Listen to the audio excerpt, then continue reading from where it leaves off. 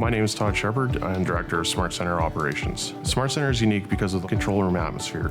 It has multiple layers of oversight, has multiple departments involved to ensure that we are following our customers' needs and supporting them adequately. Having a central hub of knowledge that can go out to all the regions to work with the field techs, to work with our regional management, making sure that everything's ran to customer specifications along with understanding their needs and making sure that we're supporting them as much as possible. The SmartCenter is set up with multiple shifts that cover 24/7. With it being 24/7, time zones or wherever you are in the world, it doesn't matter. We've ran jobs in India, South Korea, all the way to Hawaii. There's always somebody here to support.